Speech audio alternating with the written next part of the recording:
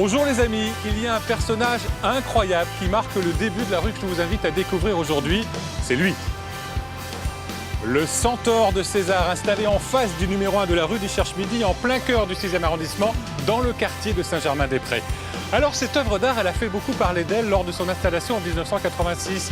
Les habitants de ce quartier chic la trouvaient vulgaire, inappropriée. Aujourd'hui, c'est un repère qui abrite tout un tas d'objets surprenants. Allez, tenez, la prochaine fois que vous passerez à ses côtés, amusez-vous à chercher un Mickey, une pendule, une tour Eiffel ou bien encore une statue de la Liberté.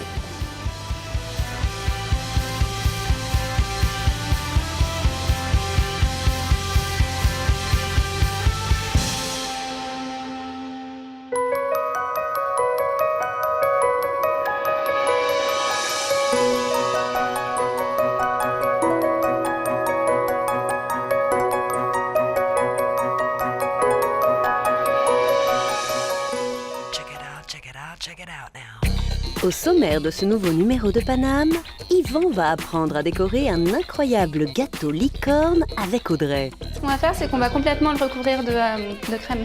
Ah bah oui, ça manquait. Il n'y en a jamais assez. Il va vouloir redevenir étudiant aux ateliers de Sèvres. C'est prépa bronzage aussi. Juste avant les concours, voilà, exactement.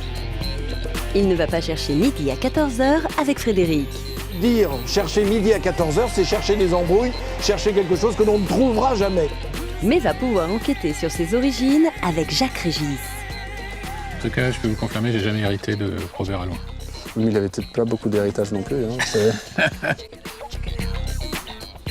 En attendant, c'est avec Lison qu'Yvan a rendez-vous, au 20 rue Maillet, pour découvrir un sublime métier d'art, la marqueterie de paille.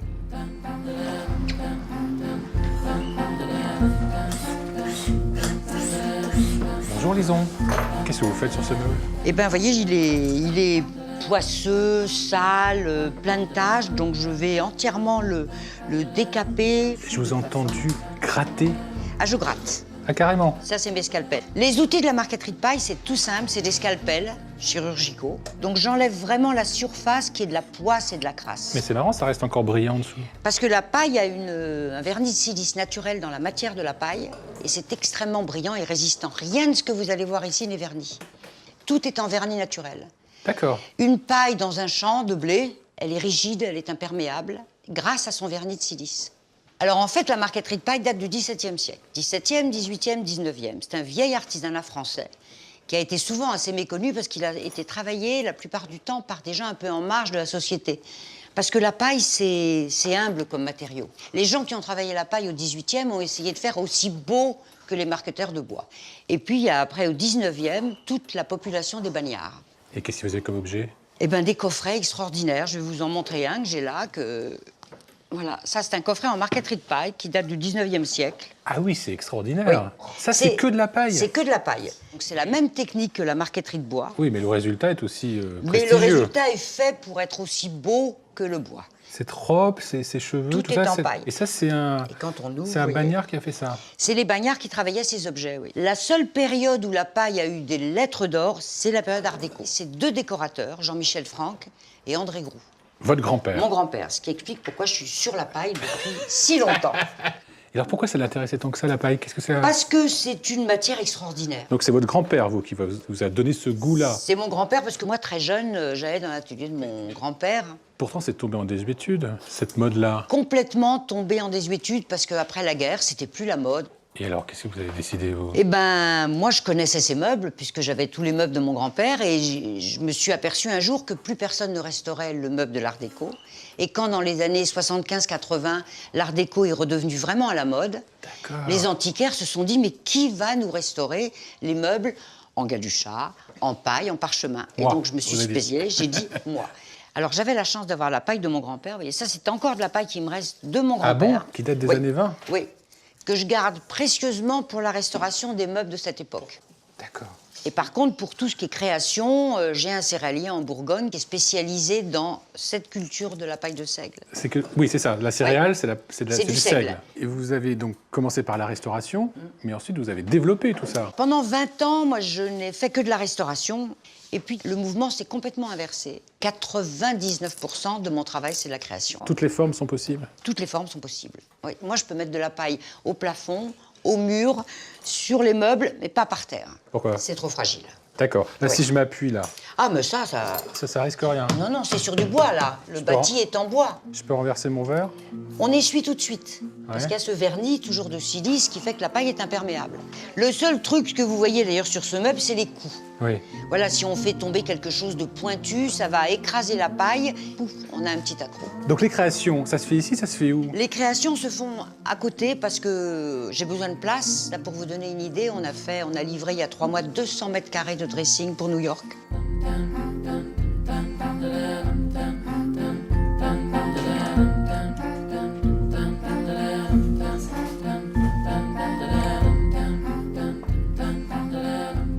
Voilà la matière première. C'est Voilà ça. une botte de paille. Une botte de paille. Oui, Et enfin, donc, elle est très chic, celle-ci. Hein. Elle est très chic, elle est très belle, voilà. Mais vous voyez comme elle est longue, hein. Il n'y a pas de nœud. Donc ça a été coupé entre les nœuds. D'accord. Et donc ensuite, la paille ronde, on l'ouvre Comme ça avec l'ongle. avec l'ongle. Et ensuite, avec un outil qu'on appelle une langue de chat, on va l'aplatir. Et une fois qu'on a cette paille-là, D'accord. Là, il y a vraiment deux sens. Hein. Il y a il y a l'intérieur. un sens qui est poreux qui va nous servir pour mettre la colle, ce qui tombe très bien. Ça tombe bien. Et un sens brillant qui va être à l'extérieur. Et alors après, Et donc, après, voilà, Après- c'est collé. Là, on est en train de faire un soleil. Justement, on trie pas les plus clairs, les plus foncés. On pose notre paille. et après, c'est vraiment la lumière C'est qui fait que ça vraiment change. la lumière qui va bouger sur la paille. Ça, c'est la magie. C'est la magie de la paille. Donc c'est vous qui avez remis la paille au goût du jour Ouais. et c'est vous qui donnez le ton maintenant. Ben, j'essaye, oui, de proposer le maximum de choses. Et c'est vous qui transmettez. Ah oui, Parce qu'il n'y a que des jeunes là. il n'y a que des jeunes. Et vous les formez sur place ou ils sont Ben, ils déjà sont hyper formés compétents au fouet, oui, oui. Ça a l'air. Ça Oui, a oui. l'air terrible. Non, non, ils sont formés ici, oui. Alors au début, ils commencent par faire des petits échantillons. Et puis, moi, le défi un peu, c'est de faire des mètres carrés. Parce que c'est assez fastidieux de faire 1 mètre carré. Pour vous donner une idée, on fait 1 mètre carré en 4 jours. Ah oui. Et- Donc c'est long. Et c'est- quand c'est on coûteux. doit faire 40 mètres carrés, bah, tout le monde là est sur des mètres carrés et il faut être en même temps très précis, très concentré. C'est très zen comme atelier. Et en même temps, c'est un geste assez répétitif qui laisse la tête libre. C'est ça l'avantage, je trouve, de ces métiers. On est un de, peu en de les méditation, mains. alors Oui, on a la tête libre. Alors il y en a qui écoutent la radio, qui ont leurs écouteurs et tout. Chacun est un peu dans son monde. Donc vous faites des mètres carrés, mais pour qui? Donc la boutique Vuitton, par exemple, il y a une pièce entière qui est faite en marqueterie de paille. J'ai travaillé aussi pour Guerlain, pour Van Cleef & Arpels. Quand on va installer nos murs aux États-Unis, les gens sont là, non mais c'est pas possible, vous avez pas collé. Paille après paille, sur 60 mètres carrés, une paille après l'autre. On leur dit, bah si, c'est une paille après l'autre.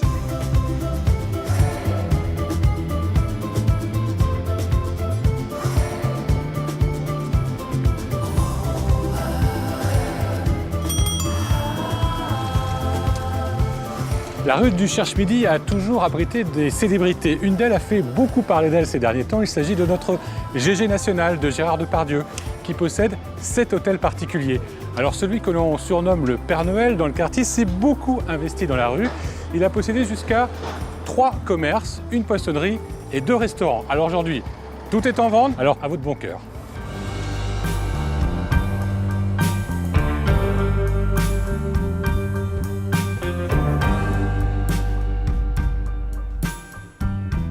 Autre bel hôtel particulier, c'est celui des archives généalogiques Andriveau, la plus ancienne étude de généalogie successorale au monde. Yvan a donc rendez-vous avec un chercheur d'héritiers. Un vrai. Bonjour. Bonjour. Comment vous faites? C'est quoi le principe de retrouver, de faire un arbre généalogique? Nous intervenons quand il n'y a pas de testament. Typiquement, lorsque les gens sont issus de classe moyenne, n'ont pas forcément la pratique de faire un testament. Puis en France, on est assez superstitieux, donc les gens n'ont pas toujours le réflexe d'aller vite voir le notaire.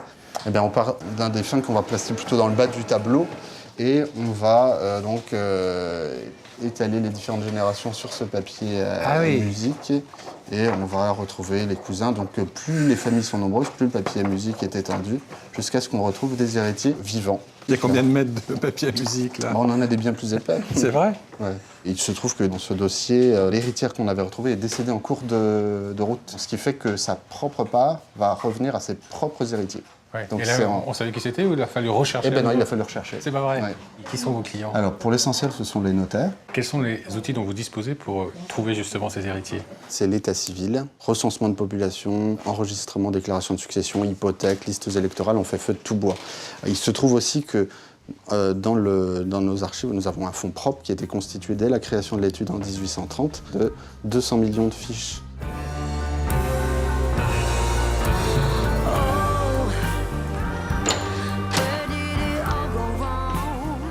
Waouh! Vous avez plein de séries qui concernent les Parisiens, les gens issus des provinces. Ça nous permettait d'indexer toute la population française à l'époque.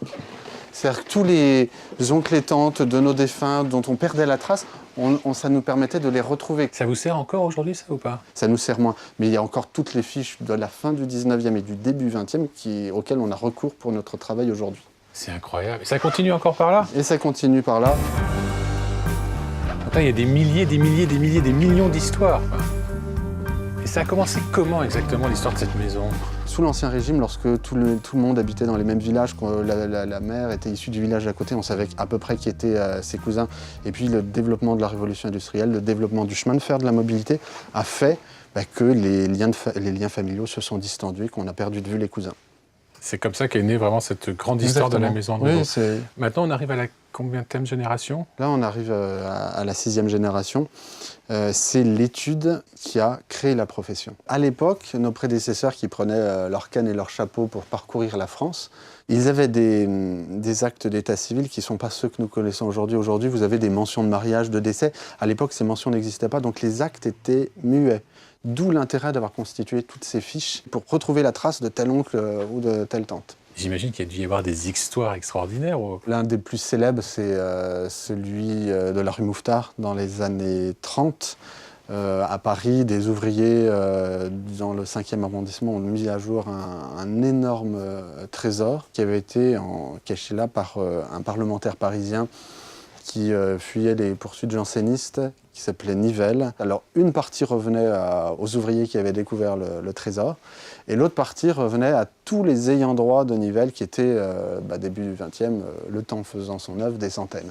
Ça doit être génial, une super surprise, ça. Ah oui, pour le coup, c'est le trésor inattendu. C'était quoi, ce trésor? Un très, très grand nombre de pièces d'or du XVIIe siècle. Et est-ce qu'aujourd'hui, il y a quand même encore des histoires extraordinaires? Oui, de plus en plus du fait des modifications des contours familiaux. C'est-à-dire que les gens apprennent qu'ils ont un frère, une sœur. C'est à chaque fois des surprises. C'est toujours un petit peu délicat. On marche sur des œufs parce qu'on arrive dans des univers familiaux. Donc vous êtes à la fois porteur de bonnes ou de mauvaises nouvelles? Parfois, ça peut faire exploser toute l'image qu'ils avaient de leur propre famille. Je sais qu'il n'y a pas de trésor dans ma famille, mais... Sait-on jamais, peut-être qu'un jour on vous recherchera pour bénéficier d'un trésor. Oui, plus tard possible. Par contre, j'ai envie de savoir s'il y a des petits Alouins quand même qui sont dans les archives. On va essayer de voir, ça s'écrit comment exactement? H-A-2-L-O-U-I-N. Et là, vous en avez. Ah. Vous avez un Robert. Toc. Et c'est tout. Ça doit être le tout seul membre de votre famille. J'arrive pas à lire ce qu'il y a éventuel. d'écrit. C'est une écriture Alors, un il peu s'appelle particulière. Robert Allouin. Il habite 6 rue du Pélican. Il est fils de Joséphine Allouin et de père non dénommé. Et il a épousé Marie Guillaumet. En tout cas, je peux vous confirmer, j'ai jamais hérité de Robert Allouin. Mais il avait peut-être pas beaucoup d'héritage non plus. Bon, on va rester là. Merci beaucoup. Ah, Frédéric, vous êtes là. Parce que c'était pas la journée pour vous chercher. Ah évidemment, regardez. Parce que rue du Cherche-Midi, je commence à il y en a comprendre. là-haut, hein. Alors, je vous propose de chercher un endroit au sec. En attendant, regardez un petit peu la sculpture qu'il y a sur l'immeuble. Ah oui, un Et je vous bas-relief. raconte. Allez, venez, on chante. As a singing in the rain, on the sea. Là, vous êtes au Diabolo aux fraises. Ah oui, vous j'adore pensez ça. que c'est l'été. Oh écoutez, on se promène. En même temps, cette rue du Cherche-Midi donne envie de partir en vacances vers le sud, le midi. Vous n'avez pas tort, parce que ça s'est appelé pendant très longtemps rue du Chasse-Midi. Chasse-Midi. Oui, parce que ça allait depuis l'hôtel de la Chasse vers le sud de Paris et puis vers le sud de la France. Vous m'avez parlé d'un bas-relief tout à l'heure. Oui, à l'origine, ça n'était pas un bas-relief, c'était une enseigne pour une auberge, mais une enseigne qui donnait sur la rue. Oui. Et puis on a défait l'enseigne et on l'a collée sur le mur. Tout ça en rapport évidemment avec ce Cherche-Midi. Bah oui. Oui. Alors, est-ce que ça a un rapport aussi avec Midi à 14h, cherchez midi à 14h. Là, vous n'avez pas tort, mais alors, c'est très compliqué, vous savez, cette expression. Ça vient d'où? Qui est aujourd'hui un petit peu désuète, mais qu'on connaît bien encore. Ah oui. Ça nous vient d'Italie. Au 15e, 16e siècle, certaines villes italiennes avaient décidé que le jour, c'est-à-dire 0 heure, minuit si vous préférez, commençait au lever du soleil. Et puis après, on comptait 12 heures de plus pour avoir midi. Ce qui fait que midi tombait vers 16 heures au plus tôt, puisque le jour se lève à 4 heures du matin, 5 heures du matin, 6 heures. Et finalement, midi ne tombait jamais à 14 heures. Donc dire chercher midi à 14 heures, c'est chercher des embrouilles, chercher quelque chose que l'on ne trouvera jamais. Oui, c'est un peu pinaillé aussi. Non? Ah ben complètement. Et puis c'est même chercher une aiguille dans une botte de foin. Tenez, il y a un dicton d'Europe de l'Est qui dit chercher le veau sous le taureau. Ça veut bien dire que c'est impossible, quoi. C'est la recherche absolument impossible. On dit aussi chacun voit midi à sa porte. Oui, ça veut dire quoi? Alors ça, c'est une très ancienne expression qui nous vient des campagnes où chacun ouvrait la porte de sa ferme et ils avaient l'habitude des ombres à l'heure dite. Ah bah Vous oui. savez, ils avaient Oui. un arbre ou un bâtiment. Donc chacun pouvait trouver midi à sa porte. Mais chacun connaissait son heure parfaitement. Et quelle heure là? Ah ben, On a le temps, on va prendre le temps, nous, de déguster un bon petit café. je peux en reprendre encore un. Allez, on est bien là. Hein. Je vais On est à pas- l'abri surtout. Oui, Encore encore un. un. N'abusez pas trop des diabolos fraises. Hein. Non, mais je vais prendre à la menthe. À la Ah, menthe. il est J'adore. dingue, il est fou.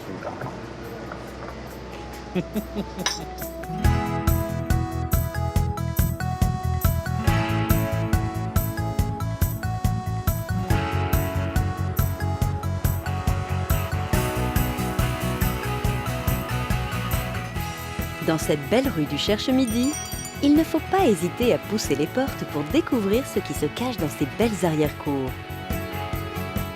Dans l'une d'elles, c'est un ballet d'étudiants, assez privilégiés, qui se préparent au concours des grandes écoles d'art. Les conditions sont idéales pour créer.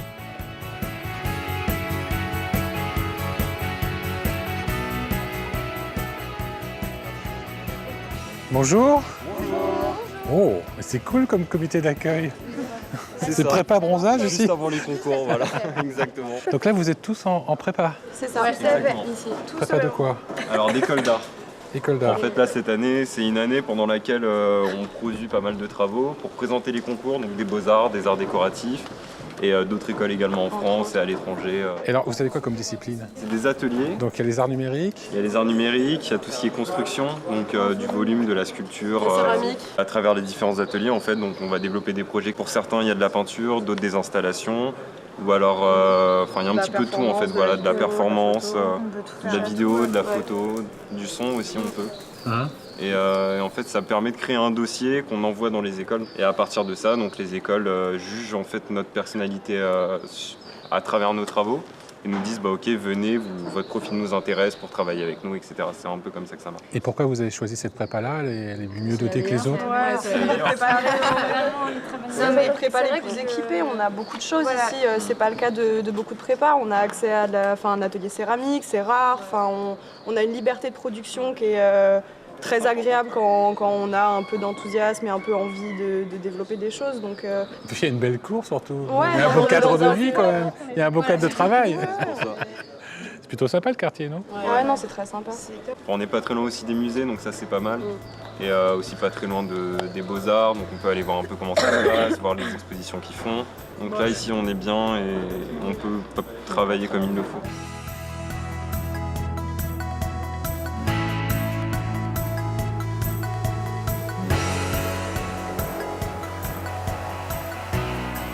Ça, c'est ce que tu vas présenter aux écoles.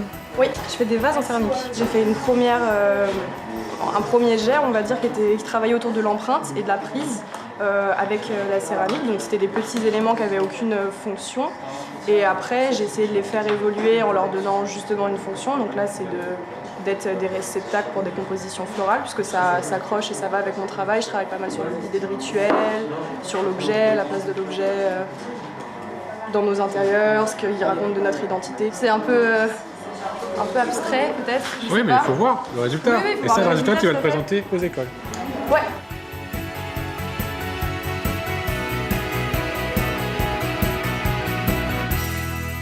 Parlons du travail de Juliette. Je sais que c'est pas facile, elle est juste à côté. Et donc là, tu lui donnes quoi comme conseil, toi, par exemple? De suivre son instinct. Émile, quand on est prof, comment on apprend à des élèves à devenir artistes? Alors, on va pas mal leur donner des références artistiques. On va leur parler de nos expériences d'anciens étudiants, nos expériences aussi d'artistes, car la plupart des profs sont artistes. Et donc, du coup, on leur conseille des galeries, des expos à voir, le prochain vernissage. De se nourrir. C'est surtout de la curiosité et c'est faire une boulimie culturelle, quoi. Ici, c'est totale liberté, on fait ce qu'on veut? On peut faire ce qu'on veut. Après, il y a toujours certaines limites. Mais s'il y a les bons arguments, tout est possible. On ne va pas censurer ou interdire quelque chose à un étudiant. Bon, j'avoue, si j'avais eu quelques années de moins, j'aurais adoré faire cette école qui prépare au concours des grandes écoles d'arts européennes. Alors, c'est pas donné, il faut compter plus de 9 000 € par étudiant et par an. Mais bon, le taux de réussite est très impressionnant. Et maintenant, une autre institution du quartier, mais là, on va parler de cuisine. C'est l'école Ferrandi, la célèbre école française de gastronomie, qui a donné le ton. Alors le quartier tout entier a suivi le mouvement. Magasins d'ustensiles de cuisine, librairies culinaires, traiteurs, restaurants, la rue du Cherche-Midi concentre un florilège de bonnes adresses. Parmi elles, l'atelier des gâteaux. Et comme Yvan est un sacré gourmand, il a poussé la porte.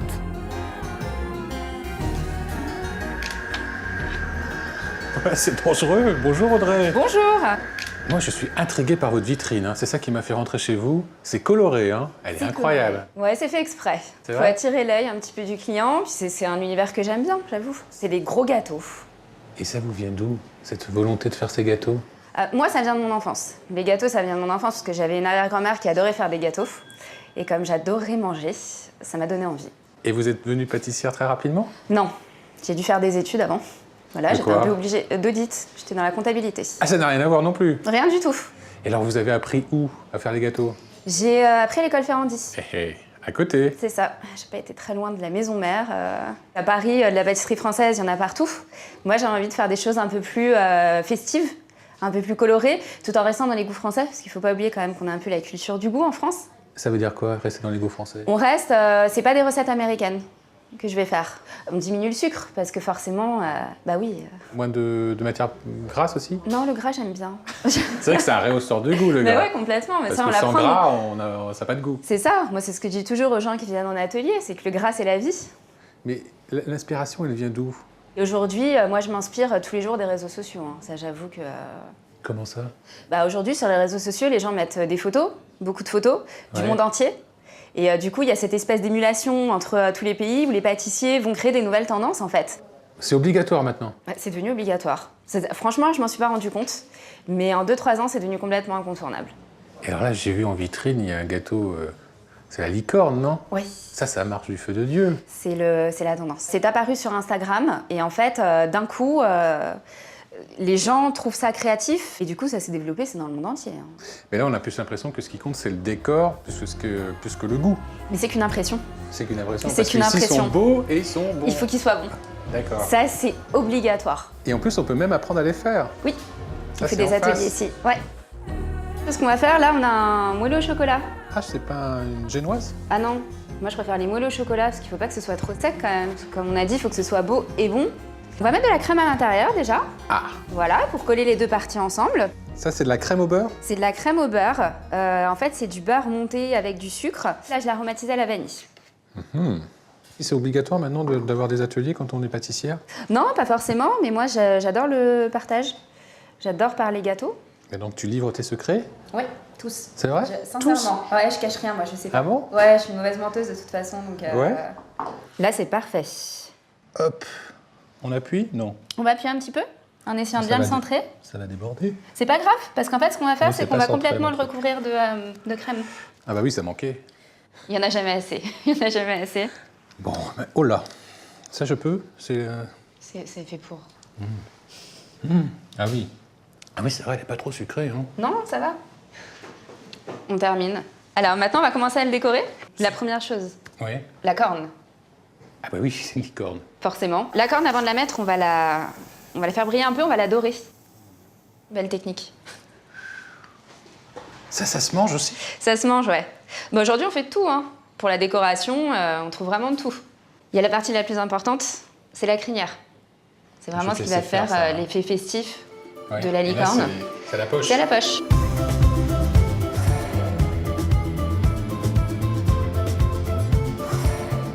Ça va être chouette. Moi, hein. ça me plaît Elle va bien. être belle, notre licorne. Ça me plaît bien. On va partir du centre, on va faire un point et on va tourner tout autour. On va faire une rose verte. On va faire une grosse verte, ouais. Attention, on refait, hein. Non, on peut pas refaire. C'est ça le problème, c'est qu'on peut pas refaire. Bon, donc un point. Un point, et là, on va tourner tout autour. Et elle est Pas un peu... mal, hein. Mais elle est pas mal. C'est joli.